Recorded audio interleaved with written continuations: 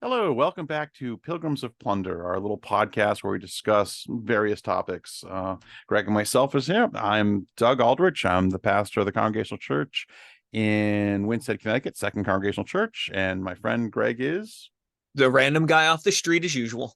some guy we found in Tennessee. Awesome. Has a I am a strange Yankee accent, but Yep, exactly. I'm a transplant from Connecticut down into Tennessee, which is where America is still alive and well.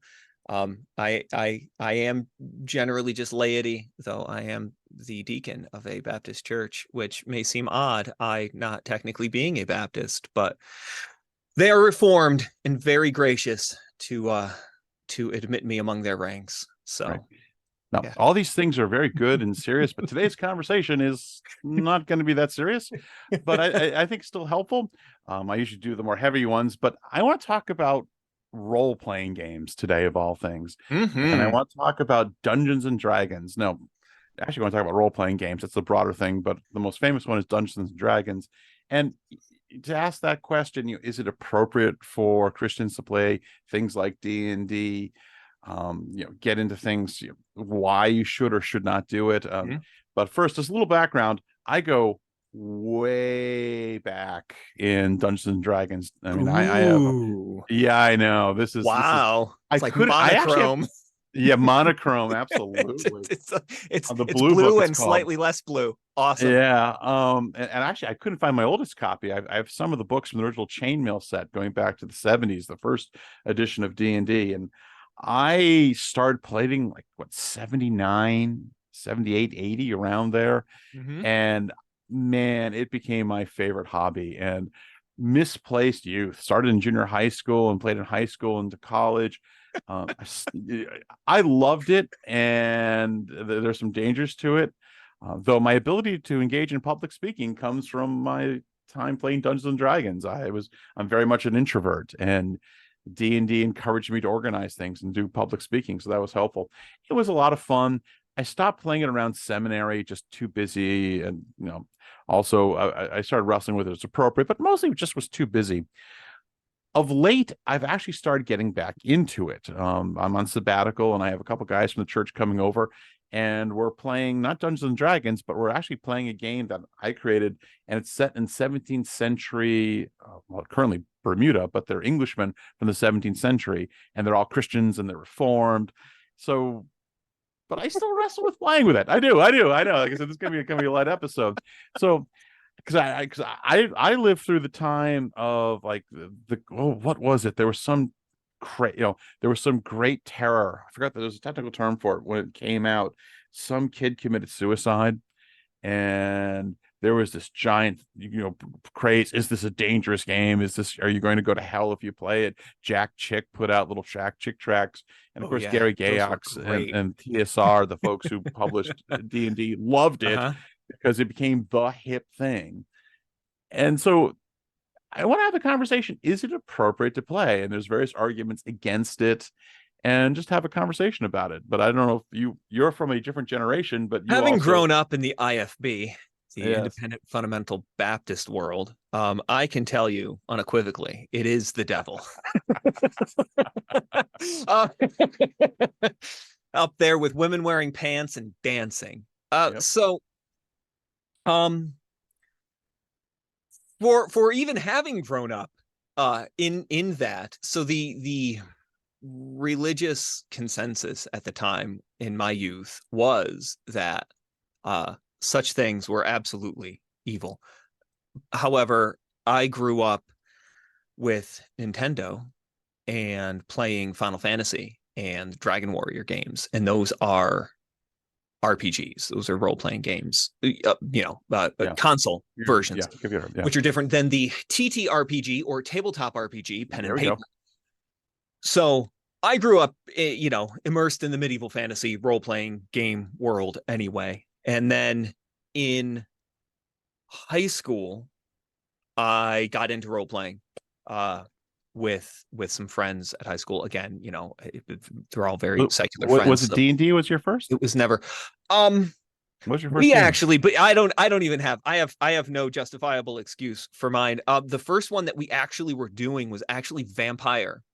So we played That's even Vampire more Dark demonic. Ages and Vampire the Masquerade, which is Yep. all kinds of evil. Yep. I mean, like even just the very setting itself, the Yeah. whole Yeah. premise.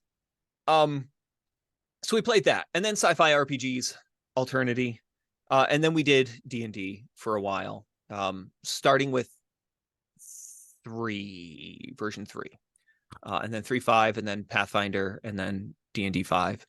So like I do still have, a background in the D&D world as well. Mm. Um, I Now, as for the morality of it, again, removing all politicized hype, because there definitely was that response of somebody did something bad and they blamed a game for it. Mazes and Therefore, monsters. the Made. game is evil. Yeah. Now, I'm not going to outright dismiss any claims, because Yeah. there No. are some claims where people try to point out issues, moral issues, social issues with video games, with Yep. role playing games, with Yep. movies, Yep. television, Yep. music. And there are valid complaints and valid concerns. So I'm not just going to be, yeah, I'm also very much a gamer. Um, I can very easily look at a lot of hype criticism, which is baseless, but not all critique of Yeah. these media is wrong. In fact, a lot of them are kind of spot on, and especially where you see the state of video games going when it comes to role playing, because it just tends to become more and more feminized and more perverse. Oh, absolutely. That Yeah. is a That's a good point. reflection on, if you will, Good point. I, I'll I'll say the dangers, uh, is that yes, it provides an outlet where it reaffirms perversion and immorality. Not to blame it entirely, because they are also created as an outlet for people who are already perverse. It's not like no one ever thought of it before somebody wrote it down into a rule book. It's somebody thought that that was something exciting, and so they put it into their game, and then the community says, we also want to pretend to be half women, half animals, and engage in really weird things. And I'm like, yeah. So there are issues. They tend not to be inherently with the medium, more so in the fact that corrupt and evil people create them. Uh, but I think more to your point and to your question, and to the broader question, you know, are they inherently evil? Are they justifiable? Can you can you have them? Can you engage in it without uh, without a complete moral compromise? Mm. Is sort of the general thing. Maybe. Well, Depends on who you are. Because I think the dangers. I think there's three just general arguments about the dangers of it, and I think they all have some merit and some, depending how the level you get at it. The most common attack is it directly leads to demon worship. Right. That the game is directly made to worship demons. Right. And from someone who played the original AD&D, I remember all my friends would laugh at that. It's like, no, we're trying to kill demons. Right. Exactly. You're a paladin. The demons are the bad guy there too. Whatever. Bad The demons are the bad too. guys. And so Right. it's like that's silly. I'm actually not worshiping demons by playing this game. However, I think it does, in the broad sense, maybe encourage a view of magic or other deities, but in particular in a secular sort of way. Right. And so is it something that's just slightly pushing you and the culture away from the worship of the Lord? Notice the concept of the Lord should be central in all things. Right. My main concern at the time when I was young is it can be a colossal waste of time. So I think there's three things that are argued the most against D&D, or three arguments against D&D. One is it leads directly to demon worship. And I remember when I was playing with the kids and back in high school, we would laugh at this because we're not literally worshiping demons by playing the game. Matter of fact, we are killing demons. Mm-hmm. So we like, this is crazy. This is not You're about the demon good guys. worshiping. Yeah, we're the good guys. Even like horror role-playing games like Call of Cthulhu, based on the works of H.P. Lovecraft, who certainly wasn't a Christian, you are fighting against the evil monsters of the darkness, or at least trying to stay sane in that world. So it's not that you're encouraging the demon worshippers, you're fighting against them. Right. But I do appreciate, since the game is focused on magic, it's focused on other deities. Is it moving to a more secular mindset where God is an optional extra? Yes, you're not overtly worshiping demons, but it's a world where God is not the focus, or God doesn't even exist, or you just don't talk about God. And is that a Right. problem? My main concern at the time, and when I was a younger pastor, was it's a waste of time. It becomes very seductive. If you're some geeky kid and you don't socialize well, the game becomes so much more enjoyable than trying to go out and find a wife, trying to get good grades, trying to work hard. Uh-huh. It can, that is the initial problem. I think the other concern, and my mother had this concern, was the sexuality of it. Right. Not that it's pornographic, but if you read most of the books, you have girls running around chainmail bikinis and stuff like that. Right. And does it encourage a more sexual aspect, even if it's just subtle, like we see in our movies and throughout our culture? And Yeah. to your point, I think it was interesting. I remember in the old days going to the old RPG stores, and it was your typical RGP role-playing game store. It was kind of dirty. It was disheveled. The guy there probably hadn't bathed in a week. And it was a Uh-huh. very geeky guy place. Oh yeah. I've been to some ones recently. It's all the alphabet soup LGBTQ foolishness. Right. And they all have little rainbow flags, very effeminate men, and very strong into that whole agenda. Mm-hmm. So is that a logical consequence? So those, I think, are the three main areas that people have concerns with, and they can be valid concerns. Yep. Yeah. So the first one, and that first point, where it is, it is it's a world devoid of God, is ultimately what it is, and you still can utilize or work with morality, whether it's a part of the game system or not. But ultimately, and as you pointed out, the emphasis on protection, provision, deliverance, salvation, sovereignty, authority is no longer God, but now magic, which is you. And Yeah. it's not even on a level, on the level of game mechanics. Even the religious classes, clerics, paladins, they pray to their gods for power, and then Yeah. it's really still you doing it. Like, oh, I prayed Yeah. for a spell, now I do this. It's not that Yeah. Yeah. your god delivers you, it's that your god gives you the power to deliver yourself. And yeah, you complain that, oh well, that's somewhat nitpicky, if you will. But when you constantly reinforce that mentality, it bleeds over into reality. In fact, that mentality is only really comfortable and acceptable to us because we're naturally inclined to be self-reliant. And I liked, it was at the New England Reformed Conference that you and I had gone to a few years back, many years back at this point. Wow.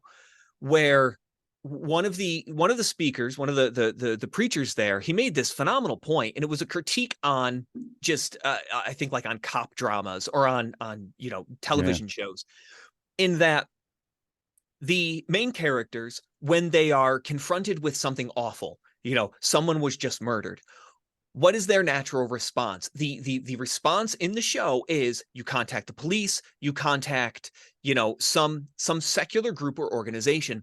No one, in order to address or cope or handle or understand evil, goes to a pastor or a priest. Yeah. No one looks Yeah. to religion or to Yeah. God directly through prayer or through the religious institutions as anything. We immediately go, the cops will solve it, the government will fix it, our insurance will kick in, whatever it may be. And before he made that point, I never really thought of that. And after he did make that point, you realize that every show, which is a depiction of just how we function, Yeah. really relegates religion to the non-existent option in anything. Yeah. Whereas it should be our first option. Um, and not to monologue too much. I feel very monologue-y today. I'll try to rein it in. But that your first place that you go would be God. My son, who's only 2.5, he's in much pain due to a boo-boo, of course. And it has been a few days now at this point. Um, Day 2 of having it and still being in pain, he he on his own said, God heal my boo-boo. And it was very sad to witness and to see my son in such pain. But the somewhat beautiful thing about that, my children are instead saturated with, we do evening devotions, and for our devotions we pray, and we pray for people, we pray for their healing, for their comfort Mm-hmm. when Mm-hmm. they're injured. And my son picked up on that, and so he knows, if you're in pain or distraught, you turn to God. Yeah, yeah, When you are like me, raised on secular media, secular games, yeah. television, God is a last resort, if at all. And so that can be very, very bad. And again, it's very subtle, and so we're not really on guard against it. And then you end up with things, and you actually had made a point on this years back, which I loved, about magic in fiction, magic in fantasy. The Mm. appeal is, it's a type of idolatry. It gives us the power to do what we want to accomplish. We can accomplish our wills supernaturally Mm-hmm. instead of submitting to God's will, which may not be pleasant or comfortable to us. And that it sort of, it keeps us in that mindset of, going back to that original temptation, you will be as gods. We want to be Yeah. God. Magic makes us God. Um, so yes, on that first point, there are definitely valid concerns. Um, to that also, I will say, however, I don't think that it's an insurmountable problem. I think that you can guard against those tendencies. If you still want to play, various games, I don't see why it isn't necessarily possible to have your cake and eat it too. Can you I hate have that saying. magic and not? You know, um, Well, I mean, but because it starts. I mean, the modern fantasy and D&D really, D&D in a lot of ways has its origin in the works of Tolkien and Lewis, who right, created modern fantasy, and they were both Christians, right. very devout Christians. And Gary Gaox, at least the beginning of his life, was a devout Jehovah's Witness, Yep. and that's why when you look at the old D&D stuff, there's this tension because when you see the classic picture of a cleric in the 70s and 80s artwork, at least early 80s, it's a medieval knight with a mace and a cross. Mm-hmm. And it's like, your holy symbol to turn undead is a cross because you still have that Christian civilization there. Right. And that more and more goes away. I Yes. was looking through the latest edition of the seventh edition of RuneQuest, and that's always been fairly pagan, but it's now like full on pagan Right. because it's trying to emulate the ancient culture of Sumeria Okay. and the cultures from Mesopotamia and the Tigris, which is interesting, but it's fully pagan. Right. So, I mean, because again, where's the line on this? Right. Let me try to answer the question. Someone's probably watching this. Pastor, I want advice. You're not answering the question. Right. Uh, I do not think playing role-playing games in the light sort of way is inherently evil. I can't think Mhm. of any command against it. Right. If you get together and you have fun and you play some simple D&D and you're running your fighter and your rogue and you're going through the Tomb of Horrors, Sure. rock on. Right. Um, it's a game.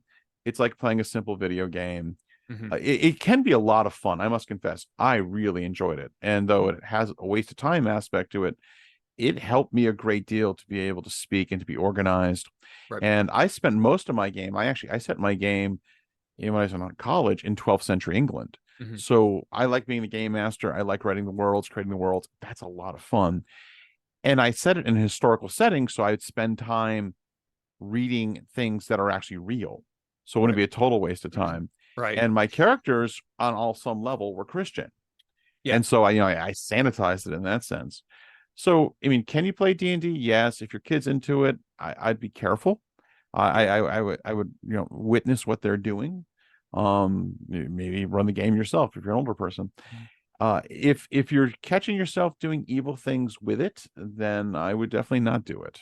Right. But there's different types of games, and like the game I'm currently running, I just started it 2 weeks ago, and I haven't played in a long time. It's set in 17th century Puritan England, Right. and all the characters are Christian, they're reformed, and one of the most interesting ways to learn a world is actually game mastering it because you Hmm. have to understand everything. Hmm. And so I've spent a lot of time over the last 2 weeks reading a lot of Puritan history, getting ready for this game because syncing the different events. I'm like, oh, John Cotton left England for the United States. Oh, this is 30 years war going at the same time. I don't think that's a bad thing. No, I, and that I definitely adds that's value again to your time. It can also, like, again, in the broader conversation about fiction, mhm, fiction isn't inherently evil. I mean, like, there are Christian publications for children which focus on children who time travel back to, you know, Puritan New England, yeah, and it poses the question: what was it like to be a child in, the colonies? And so the novel is written from the perspective of time traveling children, and you learn that way. And there, even, and it's a not a Christian series, but the Magic Treehouse. I mean, it's yeah, yeah. the name. The whole premise of it is Morgana, and yeah, I mean, like, taking from that, English magical lore. But the kids time travel and they go to places, and then you learn things. So can fiction and fantasy be a good tool for teaching? Yeah, it helps engage. People like fun things. So there are absolutely, you can make it good. It doesn't just necessarily have to be Well, evil. That one well, point being the Lion, the Witch, and the Wardrobe. If all manifestation of magic is evil, then Lewis was, the devil for all the things that he wrote. So, I remember my lovely wife when we were dating. She was a good Fundy Baptist at the time, yep, absolutely. and We she was weren't allowed teaching to fifth watch that grade. stuff. Well, Animals no, don't no, no, no, no. talk. Yeah, she called it my boo bad books, my D&D books. There's a story about that if we'll get to that later. Yep. But I remember she was teaching fifth grade at a Christian school, and she goes, we would, she would never role play, and Mm, that's what pagan congregationalists do. yep. And the one day at class, she did this game where they were pretending to be people. Again, I think it was actually from colonial New England, Yep. and they had different abilities, and then they would interact with each other, and they would roll on a six-sided dice to see if they succeeded in their abilities or not. And I'm like, Absolutely. Yep. guess what you're doing. And So and that's even worse because that's LARPing. And we no, don't go they were there. dressed up. I must confess. Oh, We that's a don't whole nother LARP. question. I don't. I can't. I could not do that. I just on a personal level. That just That's a step no. up from dressing up like a dog and going to a convention. So no, I no. no. I've not done that. No. Yeah. But like live action role playing. For those who don't know what we're talking about, where you dress up and you physically act out your character. Yes. No. Yeah. That just Now, on that, totally sort of yeah. off topic. I mean, like, Yeah. they have massive high end, like, Oh yeah. multi-day LARPing things over in, like, Germany and whatnot. I remember I was watching a little Yep. documentary about that. Yep.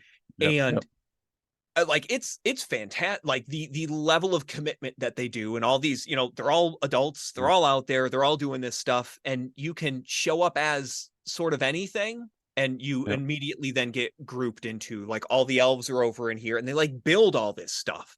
Yeah. And I've then seen I it. Yeah. laugh I because understood. there's, like, a group of people with flintlocks, and I'm like, well, that's cheating. Like, how you gonna show up to guns, with guns, and everybody else, like, we have spears. I'm like, good, shoot the orcs. That was easy. um but they go the whole thing. However, that's, as cool as that looks, that's a bit much. That's like So method acting. let me ask you this question. There's Yeah. a danger with any hobby that if it overtakes you and makes Sure. life unbalanced, Sure. whatever that hobby might be, watching football, Mhm. reading just crime novels, insert whatever your hobby is, Right. playing golf, that can be dangerous. Yep.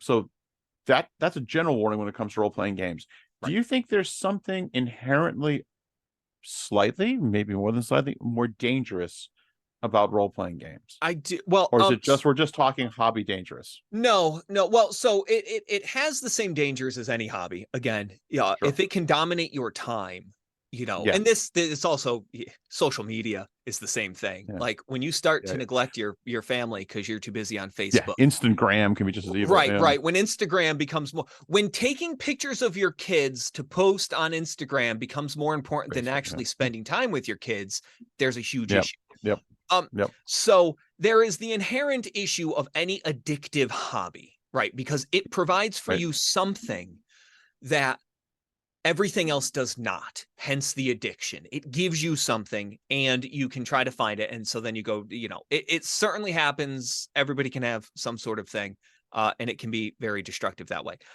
Um, Most people, however, just sort of to complete that thought, most people aren't plagued by being addicted to everything.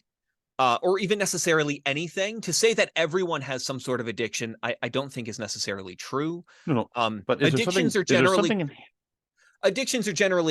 defined as that which then negatively impacts the rest sure. of your life, and everybody's not negatively impacted by something. But I will say, role playing games and fiction in general has a unique issue in Mm-hmm. that it also maybe like with social media, it facilitates the removal of you from reality, and it makes a non-reality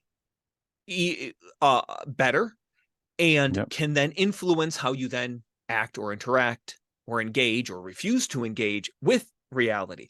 Something seemingly silly. I was playing a game for a very, very long time. It was a great game. One of the things that I loved about it was the aesthetic. It was a beautiful game. And I Can I found ask the name of myself, the game? what's that? Can I ask what the game was? Or you don't have to You answer if you don't you want to. can.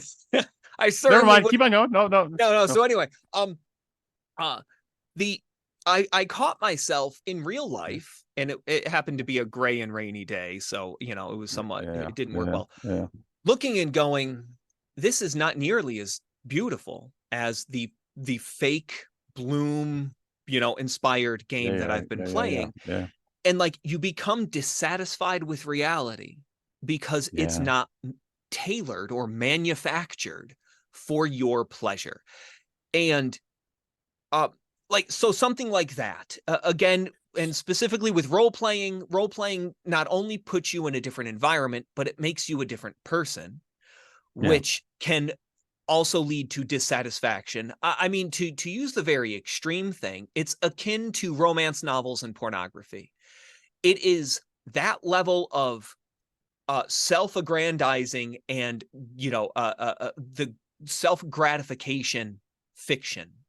Real life isn't like that. People aren't really like that. You aren't really that, but you pretend to be, and you get to be in that setting.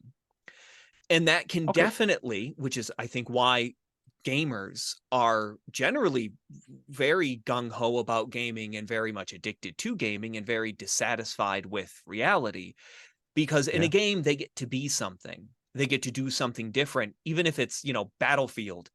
And You you get now to get to be a succeed. soldier fighting in a war, and Yeah. that's so much more fulfilling than being, I don't know, a checkout clerk at W- Walmart. You're You working know, hard, trying to improve your life, getting married, going to church. Yeah. So, all right. right? So different. So All that right. was So, a lot of things. So yes, no, I no, no, but no, think no. that This is helpful. So, I think that it, gaming yeah, is no gaming is dangerous like any hobby. yes, It's more dangerous on the same level of anything that can put you in a fantasy world, and we're defining that broadly, including like Facebook, Instagram. right, because none of You're that's watching movies realistic. too much. Right, right. Yeah. Yeah, social media is a big is as much of Is a there a lie level? as television. All right, is there a level above those two things, Like, or how is do you? that? Oh, Well, does it get I mean, worse is there than that? Oh, so in is other it words, more like dangerous? in the level of evil, baseball can be Right. really dangerous if you get too much into playing baseball. The next level up would be So D&D language levels. It's fine. Yep. The next level up would be like getting addicted to Facebook. Right. But is D&D or role playing games Right. above even getting addicted to Facebook? Is there something more inherently dangerous Um, than just a simple hobby or not reality? right. I don't know. Um, so let's think about it. So one of Yeah, the and I'll go with it because the most prevalent abuse of any technology or any entertainment is sexualization. And that's really what it sure, is. absolutely. I mean, prostitution is one of the oldest types Yeah, of yeah, employment. Um, yeah, because sex and sexuality and sexualization is very tempting, immediately gratifying, and incredibly addictive. And then when you yeah, get into the perversion, anything that yeah, will allow you to live out that perverse fantasy just becomes all the more alluring. And role playing games allow people to be, bluntly put, sexually perverse in a fully realized way. You can play as a woman, and not even tabletop. Again, um, go watch any live streamer playing any role playing game. They're playing as a woman. World of Warcraft, Final and Fantasy. and that's a They play change. as chicks. Like Yeah, and there's that whole thing, the waifu thing, which is that weird Japanese stuff. Um, there is a lot of sexual deviancy, which is permitted in that. Also, then you start, I mean, just overtly getting into the transgenderism world, where now you actually can pretend to be something else. And then with to be very current events, Baldur's Gate 3, Baldur's Gate being a D&D setting, uh, and they're a series of computer games, the role playing games based off of that. In Baldur's Gate 3, they now allow you can role play through the scenario of engaging in sexual intercourse with a druid shifted into an animal form.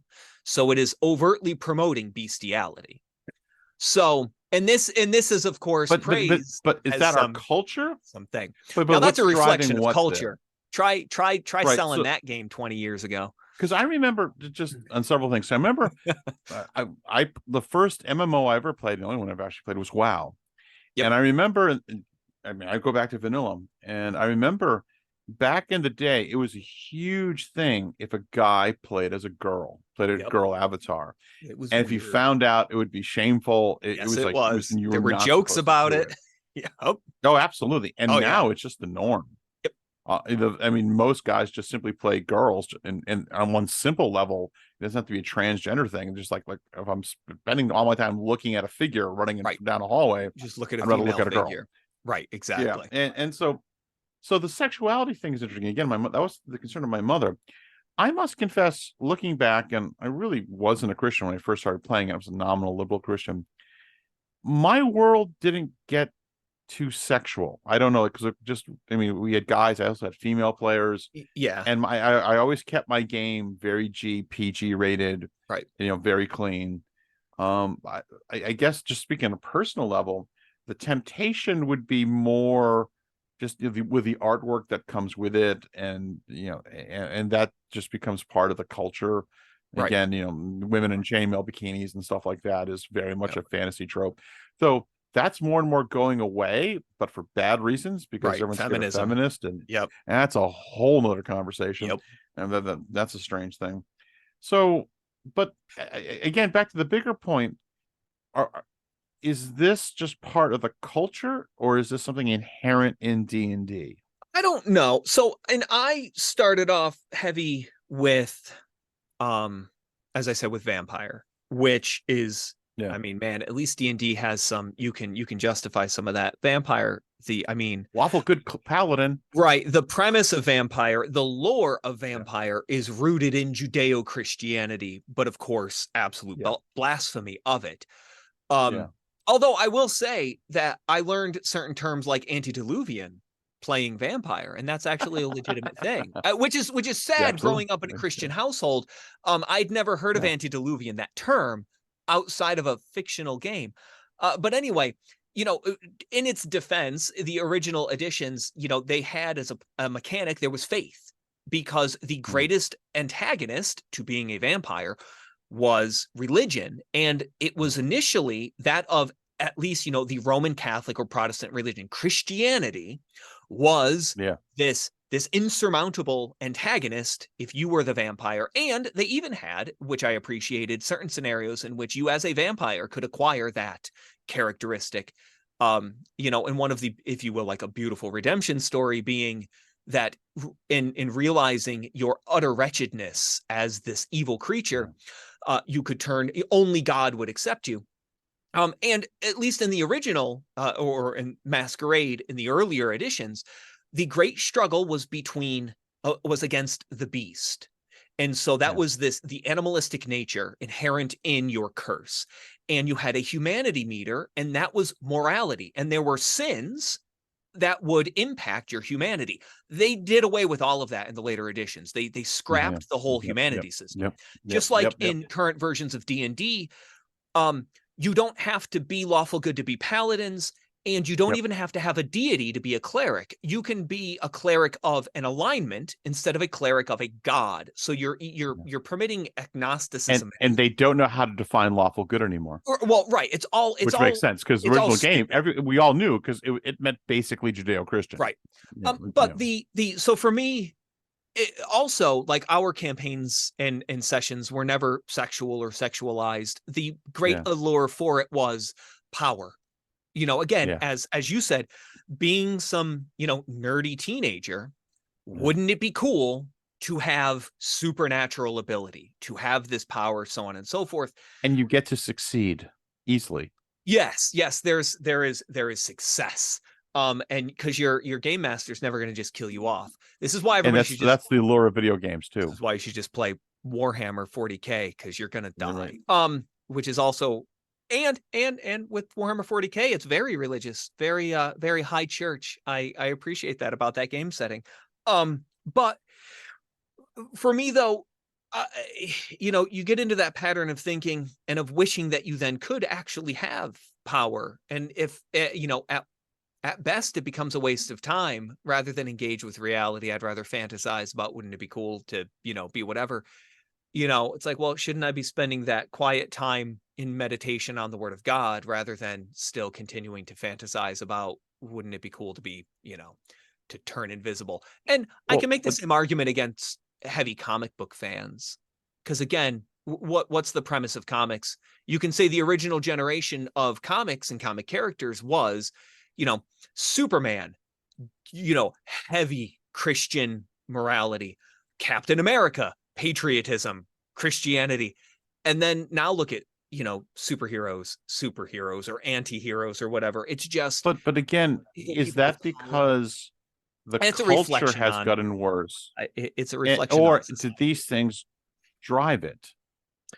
But well, I Because which is a harder question, which is a I much know harder it question is to very ask. Because I mean, in one difficult. sense, we just have a lot more leisure time, Yes, we do. and there is, yeah, and there is, the Bible's not against some recreation. It's not against, there's a Correct. time to play, Yes, God but created we pleasure. have this notion, yeah, but there is, we have way too much focus on that. We assume that's the norm, Right. and but again, trying to just go full circle, is there something inherently dangerous about role-playing games?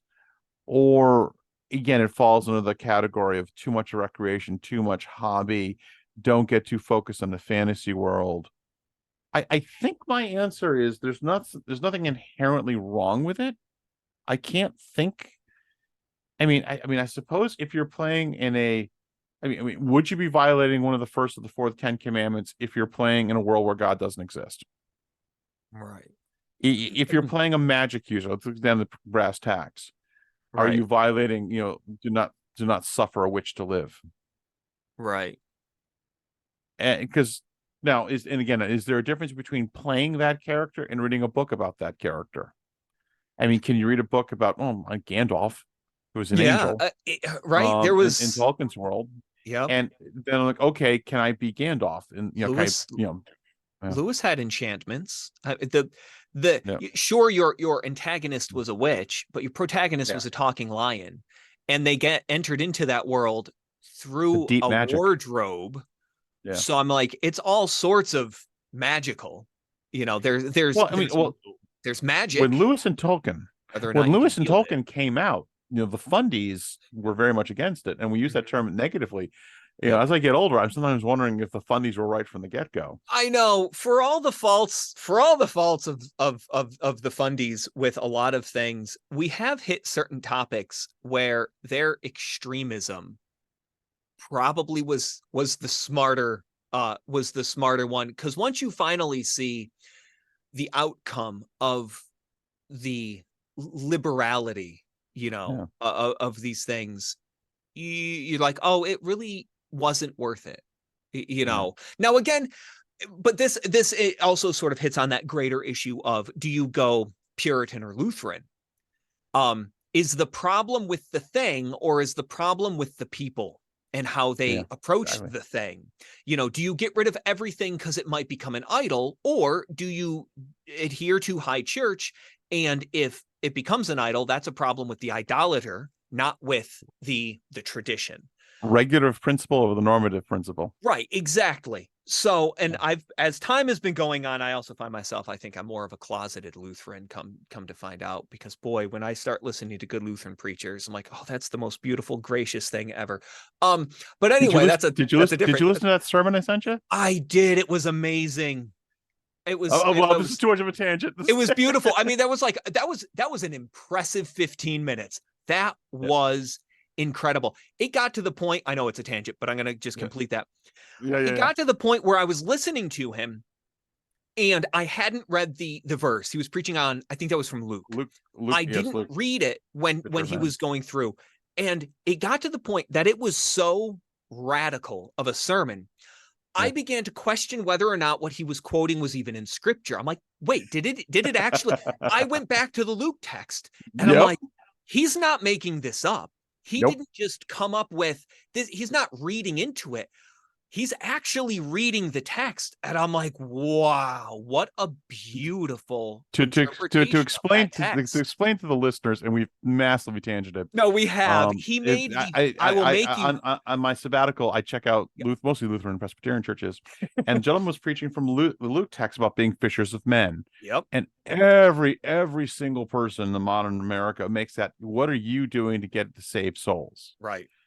And Lutherans sometimes understand, especially the parables, much better than most people. Mm-hmm. And he didn't even make it about that.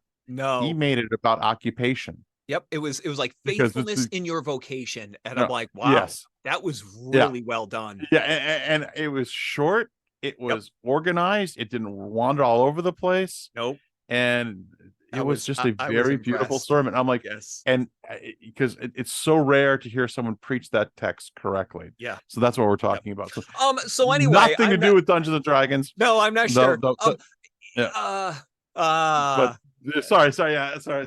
I have no idea what we were talking about. That was a really Well, great no, thing. Something I was trying to oh, does push it on. become Is there something? oh, should we Is there be some? fundies about it? Yeah, And yes, yeah, there's definitely a strength in saying, look, this has a potential to distract from, to take away from, to detract from how, and maybe that is kind of the thing.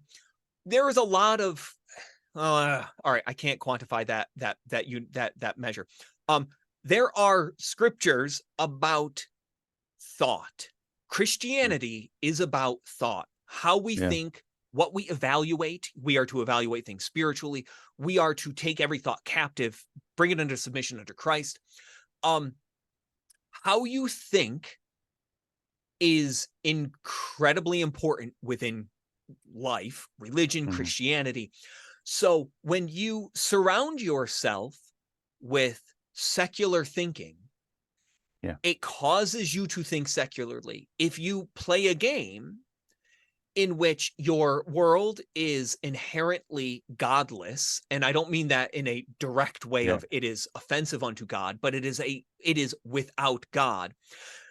You train, you catechize your mind to problem solve without God. And this goes back again, to all forms, if you will, all works of fiction, of that where you don't go to God first. And are we catechizing and being catechized to not seek first God? So there is something I, more I foolish about a role yes. playing game. Or any Now, fiction, because you can do the if same it's with reading books overtly, and watching TV. so you don't know, but does the role playing game encourage that more? So you watch, back to your Right. example, a Yep. secular police drama, or like I know there was a big thing a couple of years ago. There was like three different movies that all dealt with death, and the main character was dying, and Right. not one made reference to God or religion or anything, Right. because that's how the secular mindset. So Yep. watching that, it's not a sin, but No. it may be unwise Right. It because reaffirms. you're reaffirming a Right. culture that makes God optional. Yep. Is the role playing game a little bit more dangerous and more, because it's more, what's the word I'm looking for? It's more not absorption. It's more Immersive. uh, immersive. Thank you. It's Yes. more immersive than a movie, and so therefore the role playing game is slightly more dangerous. That What do like, you think? short answer, and I don't like the short answer because of the implication. Yes, the greater the immersion, perhaps the greater the dangers. Danger? Um, I mean, even something, let's take something totally trivial, totally silly. Yeah. Uh, just to demonstrate the power of immersion. Playing 7 Days to Die. It's a crafting zombie survival horror game. All Okay. right. Okay. Yeah. Yeah. So it has your post-apocalyptic zombie setting. Like that's the premise. All right. It has nothing really to do with anything. Um, it's a fun game in what makes games fun. There's a challenge, there are things to overcome, there's a progression, there are good mechanics, and it's in a genre that I tend to Yeah. enjoy. Yeah. Yeah.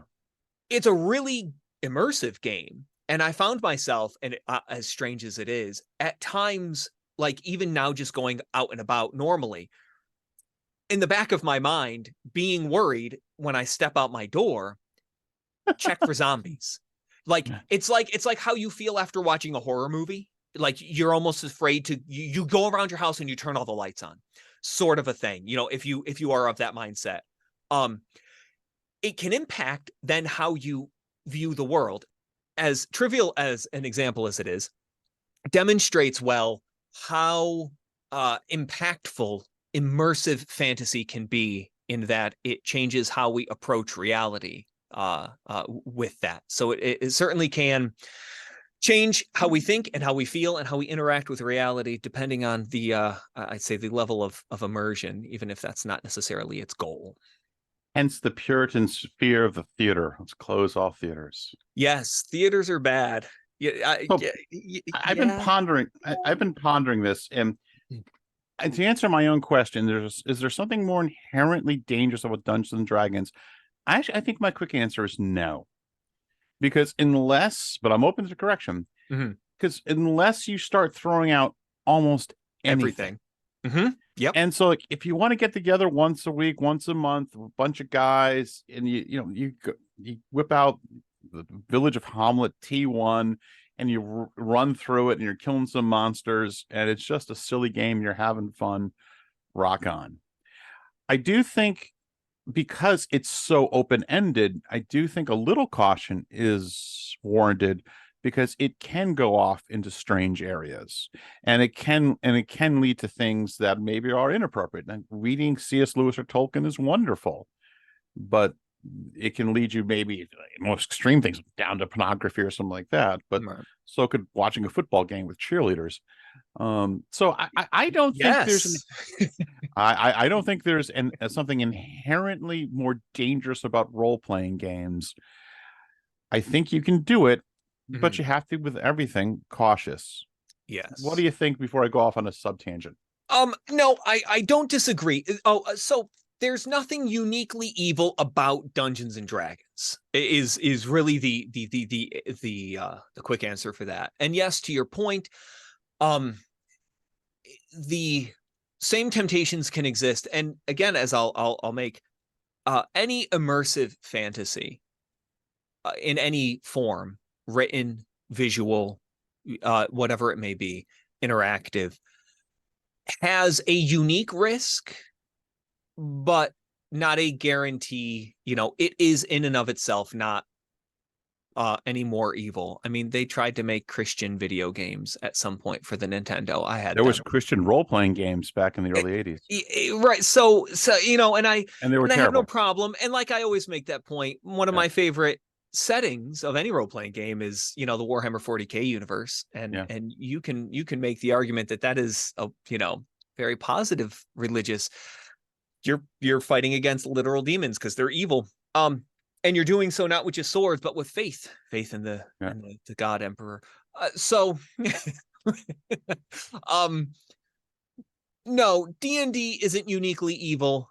I mean, really, I'd say it's probably less evil than vampire, just by Well, the I've been using the term, setting. yeah, But in the generic sense, role-playing games. Yeah. right, but for role playing games, um, no, I think they all somewhat carry a risk again because of fantasy, just the dangers of fantasy, which and that is to include everything, because even quickly on your point of cheerleaders at a football game, um they're dressed up to elicit an unrealistic view. I mean, Yeah. like, that's normal women don't look like that, behave like that on any given day. They don't even look like that and behave like that. Like, that's their job. They're performers. And this is that risk that we run into when it comes to any form of fiction or media.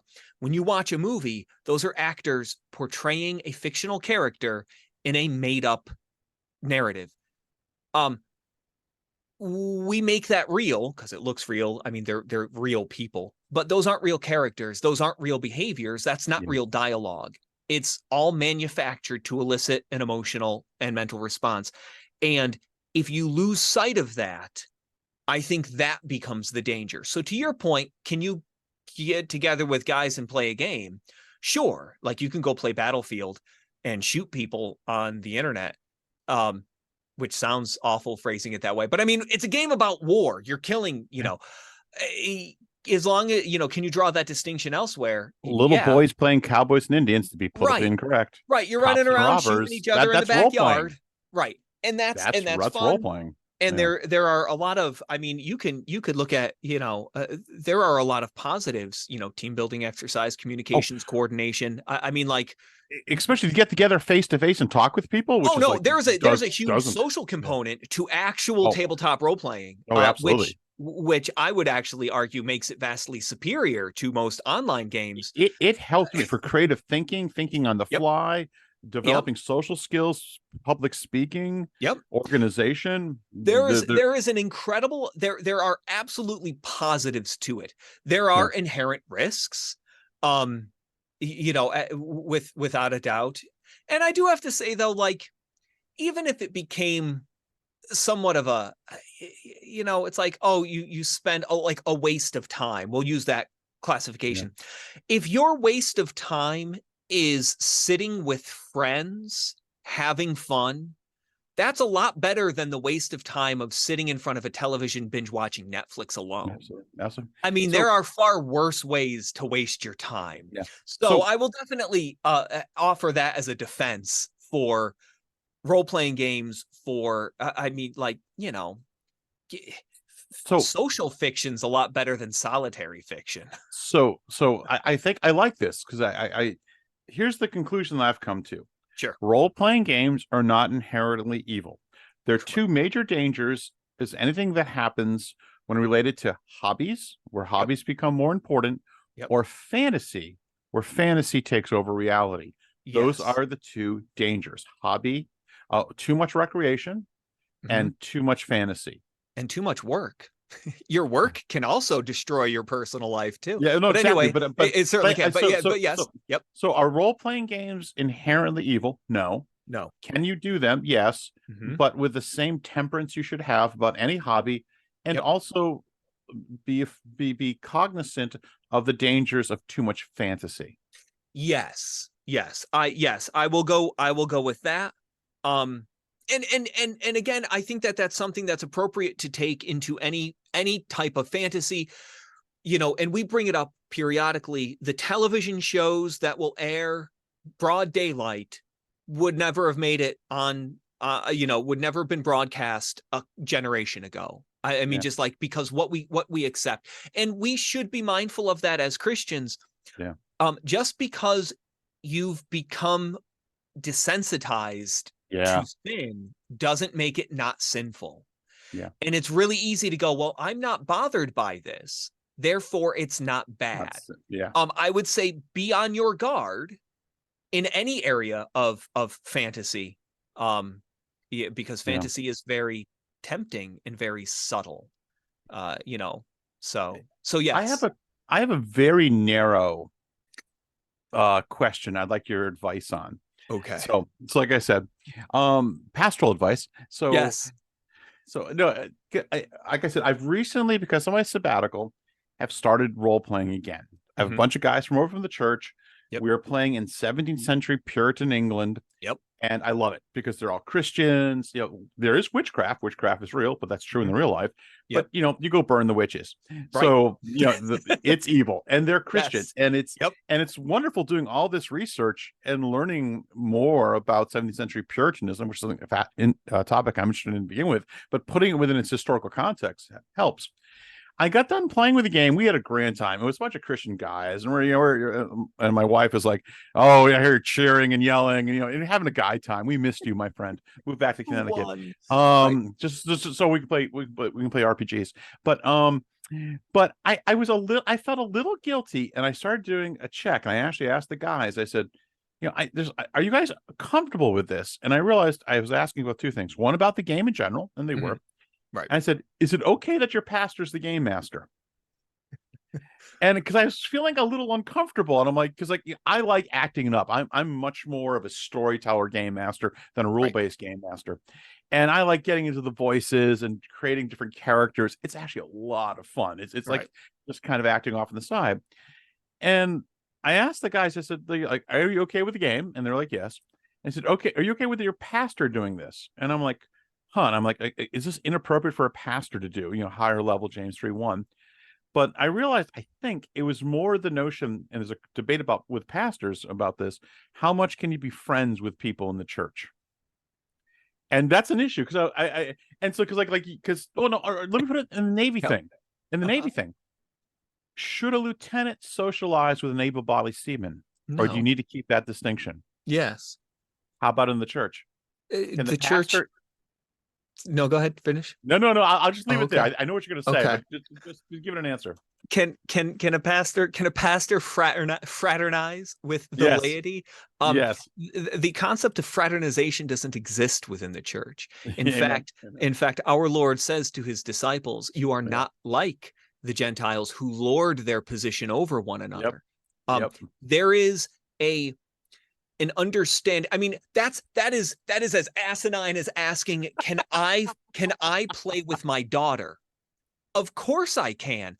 Well, isn't that going to disrupt the hierarchy? No.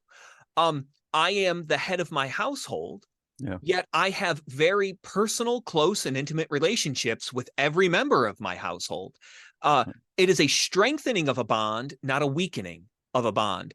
So within the military, you don't want any familiarity. Yeah. I mean, like outside of your rank, and even independent, and when you're in the real military, like the Marines, um, you maintain military bearing even with your peers. Yeah. Like nobody ever knows anyone's first name ever. And there's a wisdom to that, because that dude next to you might get shot Yeah. and die the next day. And it's helpful to not have too much of an emotional attachment so you can carry on through war. Um, but yeah, there's the church isn't the military.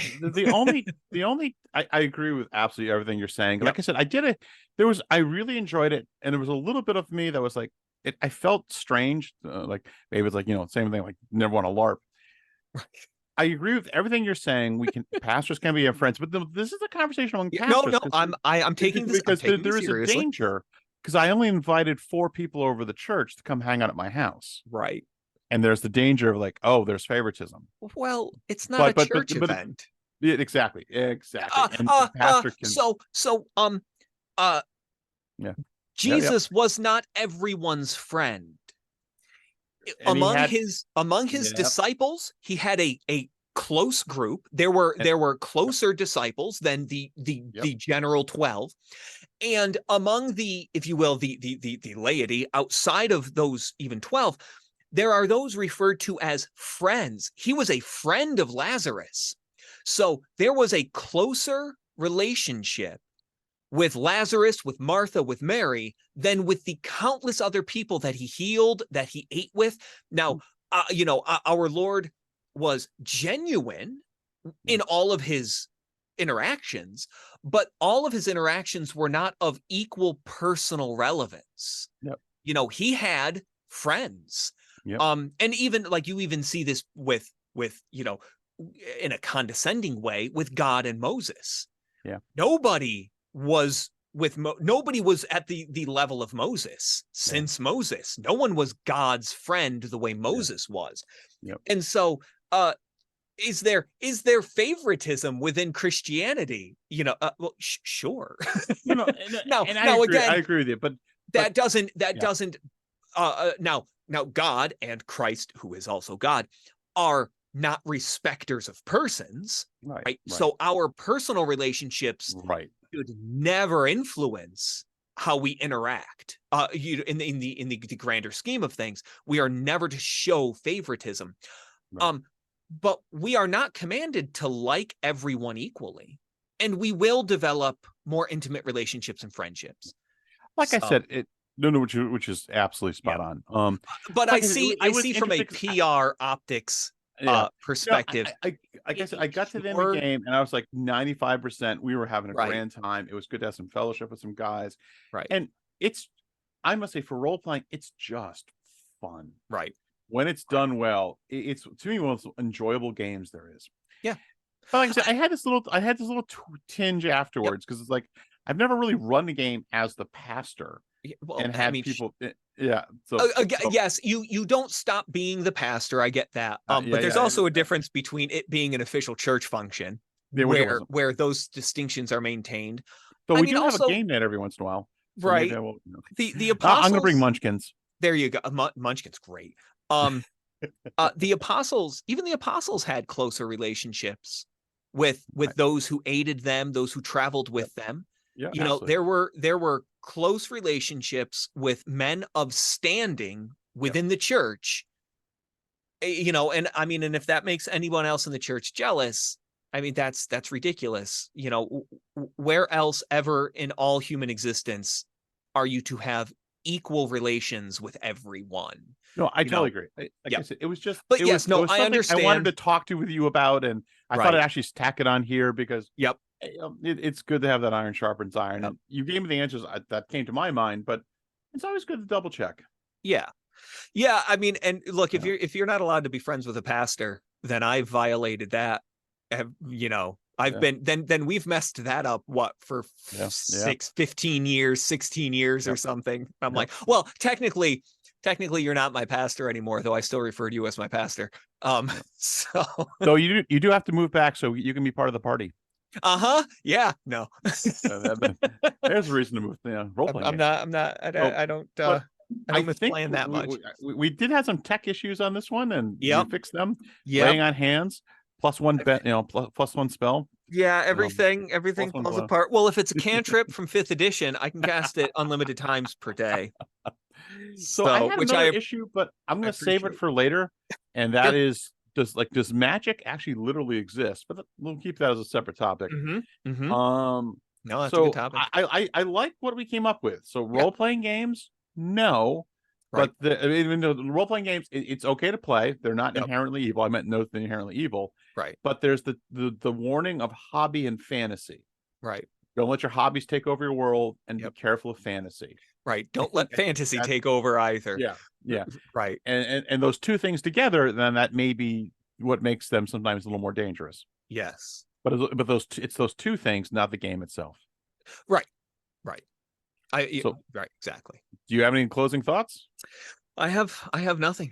That's about it for me. Well, thank you for joining in with Yes. the Pilgrims of Plunder podcast. Hopefully, we'll Absolutely. be back next week. Thank you. Take care, Take everyone. care.